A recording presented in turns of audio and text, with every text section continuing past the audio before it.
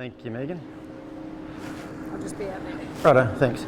Okay, so welcome everybody. I'm supposed to be here today to do a thing on reining, but I can't use a reining horse today because I am judging the reining tonight and I have to borrow a reining horse. But as per the regulations, as a judge, I cannot have any contact with any of the competitors before I judge them, so we're not going to actually do that today, but I won't be too far off track from reining anyway.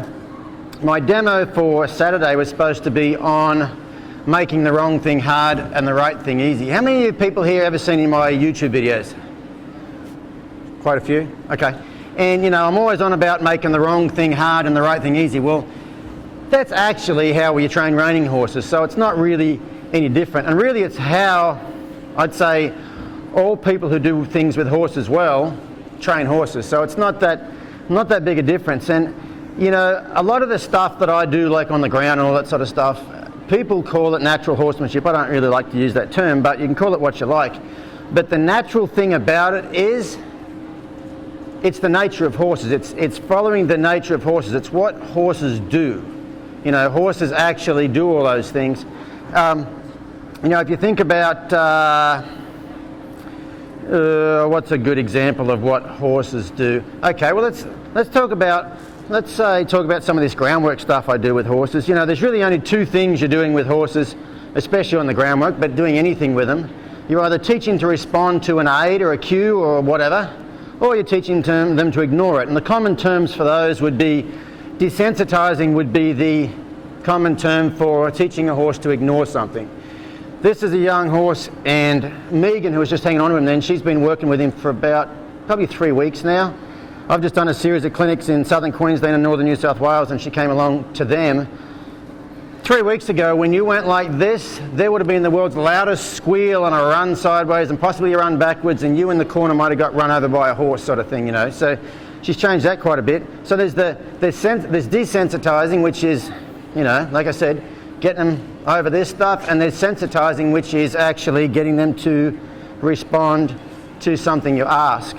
And the big thing I'm always on about with my clinics now is about balancing the two, because, you know, even horses in a herd situation has balance. That's what keeps them all happy and everything going well. Do you ever see, well, let me ask you a question. Do you ever see a horse out in the paddock with other horses going, "Ooh, ooh, ooh, someone's going to kick me, someone's going to..." You ever see that?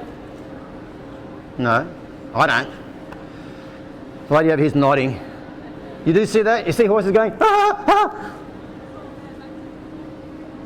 You see that all the time? I don't see that all the time. What I see is horses, they're quite happy around other horses.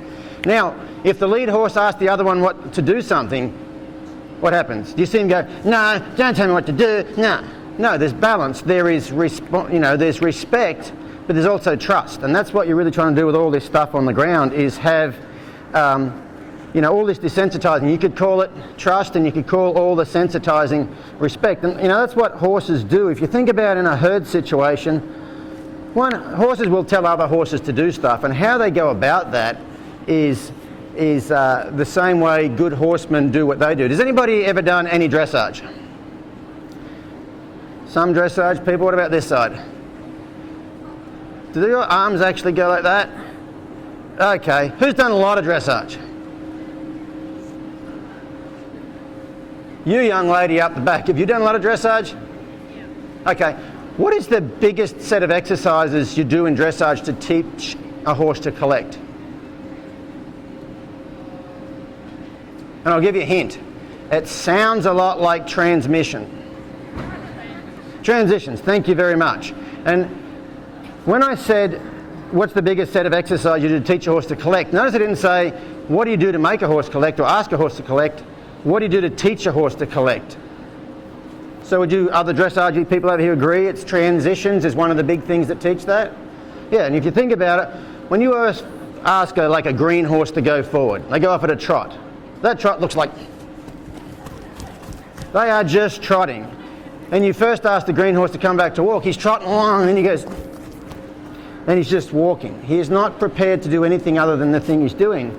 But what do transitions do? You get those horses to go up and then downward transition, then upward transition, then downward transitions. And after a while, and after a great while, you ask that horse to trot, and he trots with the intention he may have to slow down. and he slows down the attention, he may have to go forward. He now looks like this. And the first time that happens, if you do it right, you're not asking for collection. You're asking a horse to slow down, and he'll go, instead of going like that, he'll be trotting along and asking to slow down. You feel, are we going to trot? Are we going to trot? That's the first time you'll feel collection, but you don't make it happen. It gets offered to you, you know. After they offer it to you, then you could actually ask for it, you know what I mean? You could ask them to collect, but you're teaching them how to collect. Well, all this groundwork stuff that I do with these horses is about balancing stuff out, and I'm supposed to be talking about reining horses today. Think about with a reining horse, they've got to go fast circles, slow circles. That's balanced, isn't it? If your horse can go fast but can't slow down, useless. They've got to be able to spin really fast, but they've got to be able to stand still after the spin. As a reining judge, when a horse walks to the middle and it says, do 4 spins to the left, hesitate.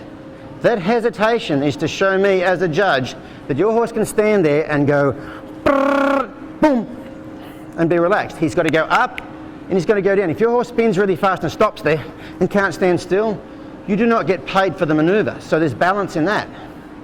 Think about sliding stops, and those horses run to a sliding stop. They've got to be able to come around the corner, and they've got to be able to, when a horse runs to a sliding stop, they've got to be able to build speed gradually all the way to the stop. Okay, the fastest they should be is at the stop. You don't want them to go slow and then run off, and you don't want them to just go slow. They've got to be able to build speed, so there's a lot of balance to that. They run down the stop, and they want to run pretty fast when they stop. When they roll back and go the other way, you want them relaxed again. So everything you do with the reining horses is about balance.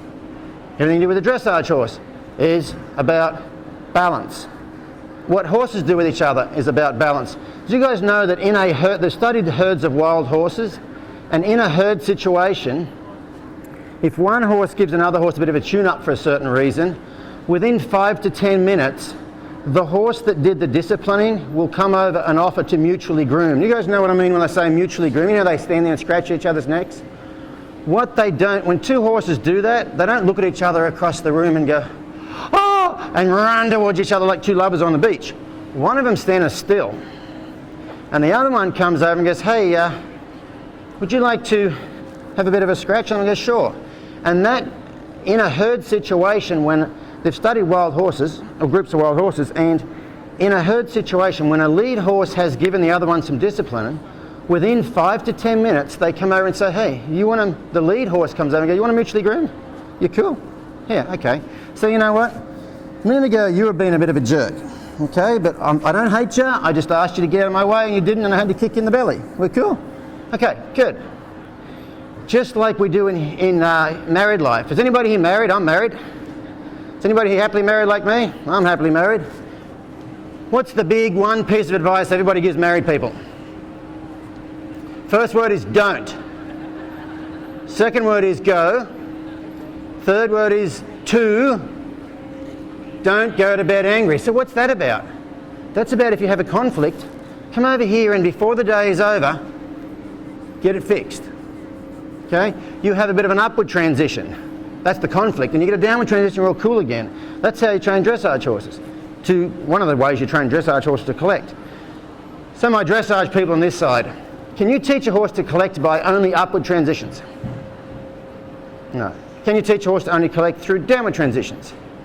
Can you teach a horse to collect with poor upward transitions? Like you can trot, there's like, come on, giddy up. Now he's trotting. Can you teach collection with that? No. Can you teach collection with poor downward transitions? You're trotting along and you go, come here, big boy, come here, come here, you can do it, you can do it. Can you teach collection with that? No, you can't do it with that. So you have to have good upward transitions, good downward transitions. They have to be equally as good as each other. And whichever one's lacking, it will affect your collection. So a lot of this...